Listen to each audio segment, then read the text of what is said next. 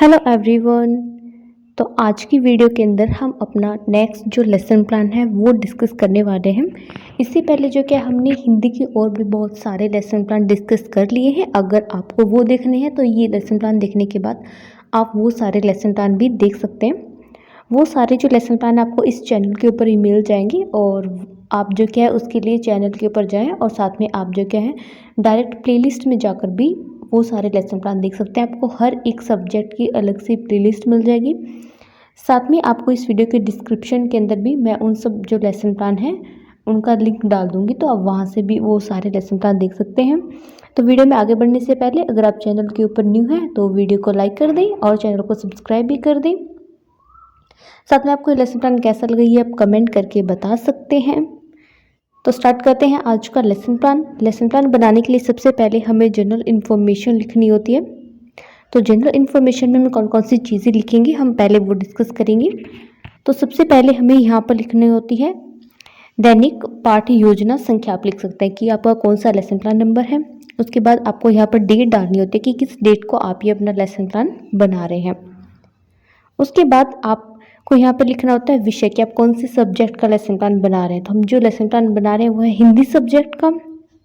उसके बाद हम क्लास लिखेंगे कि कौन सी क्लास के लिए आप ये लेसन प्लान बना रहे हैं। तो हमारा जो लेसन प्लान है वो हम 6, 7, 8, 9, 10th क्लास तक के लिए बना रहे हैं, क्योंकि ये जो हमारा टॉपिक है ये आपको इन सब क्लासेस के अंदर ही मिल जाएगा। तो आप इन सब के लिए ये लेसन प्लान बना सकते हैं। उसके बाद आप यहाँ पे कालांश लिख सकते हैं, मतलब उस स्कूल में ये आपका कौन सा लेक्चर था, फर्स्ट, सेकंड, थर्ड जो भी आपका ये लेक्चर था वो आप यहाँ पे लिख देंगे। फिर हमें यहाँ पे लिखनी थी शिक्षण इकाई। यहाँ पर आप लिख सकते हैं जो हमारी हिंदी व्याकरण है। फिर हमें यहाँ पे उप इकाई या फिर पाठ शीर्षक जो हमारा टॉपिक है वो हमें लिखना होता है। तो हमारा जो टॉपिक है वो है उपसर्ग। तो ये सारी जनरल इन्फॉर्मेशन होती है जो आपको अपने हर एक लेसन प्लान के अंदर लिखनी होगी। उसी के बाद आप अपना आगे जो है लेसन प्लान बनाना स्टार्ट करेंगे। आई होप कि इतना आप सबको अच्छे से समझ में आ गया होगा। जो फर्स्ट टाइम लेसन प्लान बना रहे हैं वो बच्चे सारा जो वीडियो है उसको कंप्लीट ध्यान से सुन लें, जिससे वो कोई भी पॉइंट मिस ना करें और उनका जो लेसन प्लान है उसमें कोई भी जगह गलती ना हो।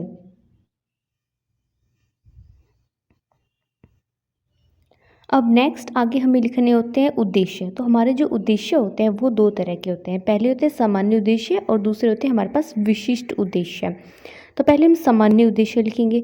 सामान्य उद्देश्य क्या होते हैं हमें ये पता होना चाहिए, क्योंकि जब हमारी प्रैक्टिकल होगी तो जो टीचर है वो हमसे क्वेश्चन पूछ सकता है कि सामान्य उद्देश्य क्या होते हैं, विशिष्ट उद्देश्य क्या होते हैं। जो कि आप यहाँ पे सामान्य उद्देश्य विशिष्ट उद्देश्य लिख रहे हैं, हो सकता है कि आप इस वीडियो में देख के ये लिख दें लेकिन आपको पता ही नहीं है कि ये होते क्या है। तो ये आपको पता भी होना चाहिए कि सामान्य उद्देश्य होते हैं वो हमारे सब्जेक्ट से रिलेटेड होते हैं, कि उस सब्जेक्ट को करवाने का एक टीचर का क्या एम है, वो उस सब्जेक्ट को पढ़ाकर स्टूडेंट को क्या चीज़ सिखाना चाह रहा है, वो हमारे सामान्य उद्देश्य हो जाएंगे। तो पहले डिस्कस कर लेते हैं सामान्य उद्देश्य। तो जैसे कि हमारा सब्जेक्ट है हिंदी, तो हिंदी पढ़ाने का मेरा क्या एम होगा जब मैं स्टूडेंट को हिंदी पढ़ा रही हूँ। तो फर्स्ट होगा विद्यार्थी में हिंदी भाषा के प्रति रुचि उत्पन्न करना, ये मेरा उद्देश्य होगा। सेकंड होगा विद्यार्थी में हिंदी भाषा के शब्द भंडार में वृद्धि करना। थर्ड होगा विद्यार्थी में बोध शक्ति, कल्पना शक्ति व व्यापारिक ज्ञान में वृद्धि करना। और फोर्थ होगा विद्यार्थी में उचित गति, लय, ताल व आरोह अवरोह के साथ पढ़ने में निपुण बनाना। तो ये सब क्या हो जाएंगे हमारे सामान्य उद्देश्य हो जाएंगे। आपको 4 to 5 यहाँ पर आपके सामान्य उद्देश्य लिखने होते हैं। फिर नेक्स्ट आते हैं विशिष्ट उद्देश्य। जो विशिष्ट उद्देश्य होंगे वो हमारे टॉपिक से रिलेटेड होते हैं। तो सामान्य उद्देश्य विशिष्ट उद्देश्य में क्या डिफरेंस हो जाएगा, सामान्य उद्देश्य होंगे सब्जेक्ट से रिलेटेड और विशिष्ट उद्देश्य होंगे टॉपिक से रिलेटेड, कि जो भी टॉपिक आप बच्चों को आज क्लास के अंदर करवा रहे हैं वो टॉपिक करवाने के पीछे आपका क्या एम है, उस टॉपिक से आप स्टूडेंट को क्या चीज़ सिखाना चाह रहे हैं। तो हमारा आज का टॉपिक क्या है, हमारा टॉपिक है उपसर्ग। हम इसके ऊपर बच्चों को अपना जो लेसन है वो आज क्लास में करवा रहे हैं। तो मैं उपसर्ग पढ़ाने का जो मेरा क्या एम है, मैं उपसर्ग पढ़ाकर बच्चों को क्या चीज़ सिखाना चाह रही हूँ, इससे वो क्या चीज़ सीख पाएंगे, उनको किस चीज़ का ज्ञान मिलेगा। तो वो क्या लिख दूंगी मैं अपने यहाँ पर विशिष्ट उद्देश्य लिख दूंगी। तो यहाँ पर आप इस तरह से दो कॉलम बना सकते हैं, फर्स्ट में उद्देश्य और सेकंड आता है अपेक्षित व्यवहारगत परिवर्तन, कि आपके उस उद्देश्य से बच्चों के जो बिहेवियर है उसके अंदर कौन कौन से चेंज आएंगे।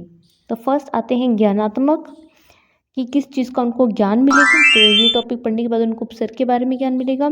सेकंड है भाषा तत्वों का ज्ञान होगा, विषय वस्तु का ज्ञान होगा। फिर सेकंड उद्देश्य आता है अर्थ ग्रहण, कि किन चीज़ों के बारे में वो जान पाएंगे। तो फर्स्ट है सुनकर उसका अर्थ ग्रहण कर पाएंगे, सेकंड है पढ़कर। फिर हमारा थर्ड उद्देश्य आता है अभिव्यक्ति। अभिव्यक्ति के भी दो पार्ट होंगे यहाँ पे, हमारे पास मौखिक अभिव्यक्ति और लिखित अभिव्यक्ति। तो मौखिक अभिव्यक्ति से किस तरह से उनके व्यवहार में चेंज होगा वो हम उसके सामने लिख देंगे, लिखित अभिव्यक्ति से किस तरह से चेंज होगा वो उसके सामने लिख देंगे। फिर आते हैं रचनात्मक उद्देश्य और उसके बाद आता है फिफ्थ कौशलात्मक उद्देश्य। तो इस तरह से हम अपने यहाँ पर जो उद्देश्य है वो लिख देंगे। फिर हमें लिखनी होती है सहायक सामग्री की, बच्चों को जो ये टॉपिक है ये करवाने के लिए हमने कौन कौन सी सहायक सामग्री का यूज़ किया है।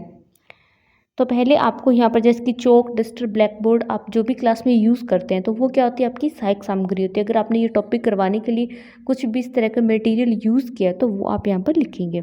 उसके बाद हमें शिक्षण विधि प्रविधि लिखनी कि हम जो बच्चों को करवा रहे हैं वहाँ पर हम कौन सी शिक्षण विधि का यूज़ कर रहे हैं। तो यहाँ पर हम लिख देंगे आगमन निगमन विधि और प्रश्नोत्तर विधि। फिर नेक्स्ट पॉइंट हमें लिखना होता है, जो हमारा फिफ्थ पॉइंट है वो होता है पूर्व ज्ञान।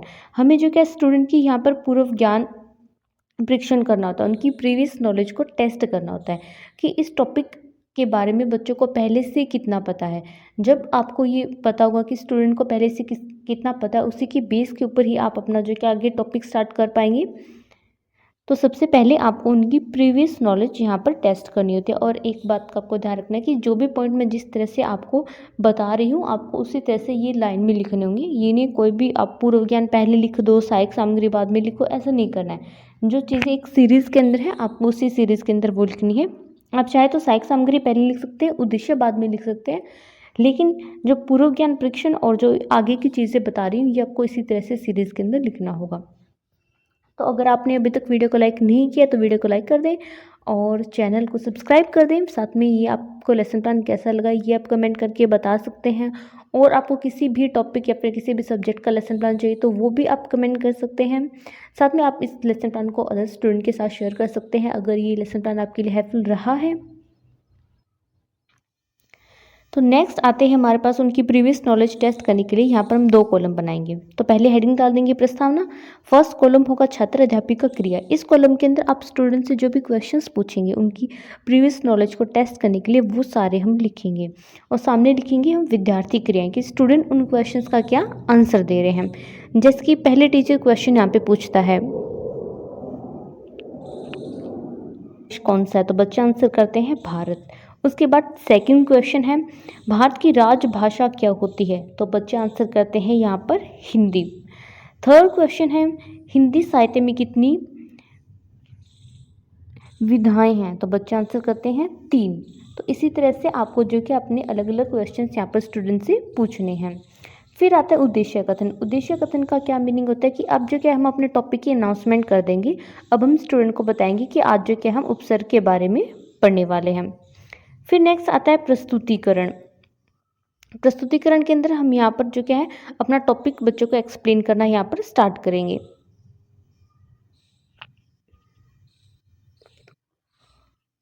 तो यहाँ पर जो क्या है जैसे कि जो टीचर है बच्चों को कुछ वाक्य देता है और उनमें कुछ पॉइंट जो क्या है उनको अंडरलाइन भी करता है। जैसे कि पहला वाक्य है गीता अनपढ़ लड़की है, तो यहाँ पर आप अनपढ़ को अंडरलाइन कर देंगे। उसके बाद नेक्स्ट हमारे पास वाक्य है नीता ने भरपेट खाना खाया, तो यहाँ पर जो क्या हम भरपेट को यहाँ पर अंडरलाइन कर देंगे, तो आपको दिख रहा होगा। फिर थर्ड है हम राजस्थान प्रदेश में रहते हैं, और यहाँ पर जो क्या हम प्रदेश वर्ड को यहाँ पर अंडरलाइन कर देंगे। तो इस तरह से आप जो कि कुछ सेंटेंस यहाँ पर लिख देंगे। फिर यहाँ पर जो क्या आप इस तरह से कॉलम बना लेंगे। फर्स्ट कॉलम आपका होगा अध्ययन बिंदु, सेकंड कॉलम होगा छात्र अध्यापिका क्रियाएं और थर्ड कॉलम यहाँ पर हमारे पास होगा विद्यार्थी क्रियाएं। और आप फोर्थ कॉलम भी बना सकते हैं जो आप अपने ब्लैक बोर्ड वर्क के लिए यहाँ पर बना लेंगे अगर आप बनाना चाहें तो अध्ययन बिंदु के अंदर ये जो कॉलम है उसके अंदर आपको क्या चीज़ें लिखनी है, यहाँ पर जो कि आपको अपने मेन पॉइंट्स लिखने हैं। आप जो भी टॉपिक बच्चों को करवा रहे हैं उसमें कुछ अगर मेन पॉइंट हैं हमारे तो वो सारे हम यहाँ पर लिख देंगे। एक तरह से ये हमारी हेडिंग्स होंगी। सेकंड कॉलम आता है छात्र अध्यापिका क्रियाएं, और लड़की अगर ये लेसन प्लान बना रहे हैं तो वो छात्र अध्यापक लिखेंगे। छात्र अध्यापिका क्रिया क्या होता है, कि यहाँ पर एक टीचर की क्लासरूम के अंदर क्या एक्टिविटी है, टीचर स्टूडेंट को जो टॉपिक है वो एक्सप्लेन कर रहा है या फिर टीचर स्टूडेंट से कोई क्वेश्चंस पूछ रहा है, तो ये हमारी छात्र अध्यापिका क्रिया होंगी। थर्ड होंगी विद्यार्थी क्रियाएं। यहाँ पर आपको क्लासरूम के अंदर स्टूडेंट की एक्टिविटी लिखनी है कि क्लासरूम के अंदर स्टूडेंट क्या कर रहे हैं, वो किसी टॉपिक को अच्छे से सुन रहे हैं या फिर वो टीचर के किसी क्वेश्चन का आंसर दे रहे हैं, तो ये हमारी विद्यार्थी क्रियाएं हो जाएंगी। जैसे कि फर्स्ट यहाँ पर टीचर क्वेश्चन पूछता है, गीता अनपढ़ लड़की है, यहाँ पर एक वाक्य लिखता है। अब टीचर जो क्या बच्चों से क्वेश्चन पूछेगा, प्रस्तुत वाक्य में रेखांकित शब्द कौन सा है, तो जैसे कि हमने यहाँ पे अनपढ़ वर्ड को अंडरलाइन किया था, तो बच्चे आंसर करते हैं अनपढ़। अब टीचर यहाँ पे क्वेश्चन पूछता है कि अनपढ़ किन दो शब्दों से मिलकर बना है, तो बच्चे आंसर करते हैं अन प्लस पढ़। फिर यहाँ पे टीचर नेक्स्ट क्वेश्चन पूछता है कि अनपढ़ में कौन सा उपसर्ग है, तो बच्चे आंसर करते हैं अन। उसके बाद है टीचर पूछता है कि पढ़ शब्द के आगे अन उपसर्ग लगाने से क्या हुआ, तो इससे बच्चे आंसर करते हैं अर्थ परिवर्तन। मतलब बच्चों को उपसर्ग के बारे में कुछ चीज़ें यहाँ पर अच्छे से पता है। फिर इसी तरह आप नेक्स्ट वाक्य जो हमने लिखा था वो लिखेंगे और बच्चों से उसी तरह से यहाँ पर आप उनसे क्वेश्चंस पूछेंगे। तो इस तरह से आप उनसे क्वेश्चन पूछते जाएंगे। और अब हमारा थर्ड वाक्य है, आप वीडियो को पॉज करके आराम से ये जो सारे पॉइंट्स हैं वो लिख सकते हैं। अगर आपको किसी तरह का कोई डाउट है तो वो आप कमेंट करके पूछ सकते हैं, आपको मैं अच्छे से एक्सप्लेन कर दूंगी। फिर हमारा नेक्स्ट वाक्य है, इसी तरह से हम उससे भी क्वेश्चंस यहाँ पर स्टूडेंट से पूछ लेंगे। फिर हमारा फिफ्थ वाक्य है जो हमने बच्चों को दिया था, अब हम उसमें से स्टूडेंट से क्वेश्चंस यहाँ पर पूछेंगे और देखेंगे स्टूडेंट क्या उसका आंसर दे रहे हैं। तो लेसन प्लान बनाना कुछ डिफ़िकल्ट नहीं है, काफ़ी इजी आप जो कि अपना लेसन प्लान बना सकते हैं। साथ में इस चैनल के ऊपर आपको और भी बहुत सारे लेसन प्लान मिल जाएंगे, चाहे आपको किसी भी सब्जेक्ट का बनाना हो, आपको एसएसटी का बनाना है, आपको हिंदी का बनाना है, आपको इंग्लिश का बनाना है, आपको मैथ्स का बनाना है, आपको हिंदी और इंग्लिश मीडियम दोनों में लेसन प्लान मिल जाएंगे। साथ में आपको प्रैक्टिकल से रिलेटेड भी मटेरियल मिल जाएगा और साथ में आपको चार्ट्स के लिए भी अगर आइडियाज़ चाहिए तो उसके लिए भी एक अलग सी वीडियो मैंने बना रखी है जहाँ पे आप चार्ट्स के लिए आइडियाज़ देख सकते हैं, क्योंकि बीएड में आपको चार्ट भी बनाने होते हैं। तो वो जो चार्ट मैंने अपलोड किए वो काफ़ी ईजी है, आप बना भी सकते हैं, उनको अच्छे से एक्सप्लेन भी कर सकते हैं। अब आता है नियमीकरण। अब जो यहाँ पे क्या है, टीचर बच्चों को उपसर्ग की परिभाषा बताता है कि उपसर्ग क्या होते हैं, उन्हें अच्छे से एक्सप्लेन करता है। और साथ में जो कि आपको यहाँ पर उनकी एग्जाम्पल भी देने हैं, तो इस तरह से यहाँ पर आप बच्चों को एग्जाम्पल दे देंगे उपसर्ग के।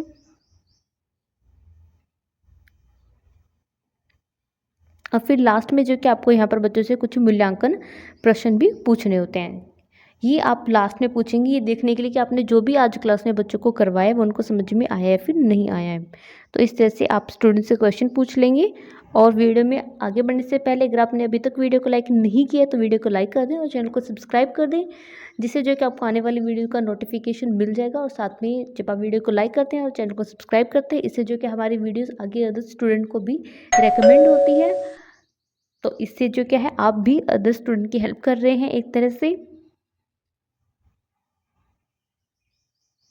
और लास्ट में आप अपना होमवर्क दे देंगे। इस तरह से जो कि हमारा लेसन प्लान जो है वो कंप्लीट हो जाता है। तो आप भी अपना लेसन प्लान बनाएं और आपको ये लेसन प्लान कैसा लगा ये आप कमेंट करके अपना जो एक्सपीरियंस है वो शेयर कर सकते हैं।